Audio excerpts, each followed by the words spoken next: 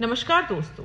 जिस प्रकार चूहे को रोटी का लालच देकर पिंजरे में फंसा लिया जाता है, उसी प्रकार अब अरविंद केजरीवाल को यह लग रहा है कि वो उत्तर प्रदेश, पंजाब, गोवा और उत्तराखंड की जनता को मुफ्त के झांसे में फंसा लेंगे।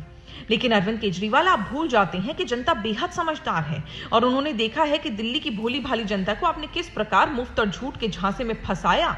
ट्रेलर कुछ और दिखाया और असलियत में फिल्म कुछ और बना डाली, क्योंकि आपने ट्रेलर में तो ये बोला था कि आप दिल्ली में रैन बसेराओं की लाइन लगा देंगे, लेकिन असलियत में दिल्ली में 150 से अधिक लोग एक हफ्ते के भीतर अपनी जान दे देते हैं। ठंड के मारे वो जान गंवा लेते हैं, लेकिन आपके मुंह से आह नहीं निकलती। ये थी आपकी असलियत। ट्रेलर में आपने ये बोला था कि युवाओं को आप नौकरियां देंगे, उनको सशक्त करेंगे, लेकिन असलियत में शराब के नशे में युवाओं को डुबाने का पूरा बंदोबस्त अरविंद केजरीवाल, आप और आपकी सरकार कर चुकी है। वाह, ये थी आपकी असलियत। आपने ये कहा था ट्रेलर में कि आप दिल्ली में से भ्रष्टाचार को एकदम खत्म कर देंगे, सफाया कर देंगे, लेकिन असलियत में बसेस की खरीद में आपने जनता का, दिल्ली की जनता का पैसा इस प्रकार लूटा, सबूत है बकायदा। जनता ने देखा है, भ्रष्टाचार के आप बादशाह बन चुके हैं असलियत में अरविंद केजरीवाल। ये भी बहुत बढ़िया किया ना आपने।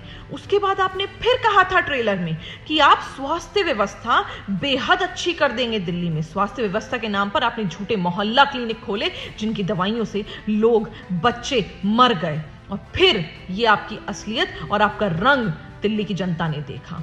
आपने ये भी कहा था ट्रेलर में कि शिक्षा व्यवस्था आप बेहद अच्छी कर देंगे दिल्ली में। शिक्षा व्यवस्था के नाम पे सरकारी स्कूल की दीवारों पर सिर्फ रंग बदले गए और कुछ नहीं हुआ। असलियत ये थी। आपने ये कहा था जन लोकपाल बिल लाएंगे ट्रेलर में कहा था ना, या भूल गए? और असलियत में जन लोकपाल बिल तो नहीं लाए, पर पिंक शराब के ठेके जरूर लिया है। और फिर भी अरविंद केजरीवाल को यह कहते हुए शर्म नहीं आ रही कि एक मौका केजरीवाल को।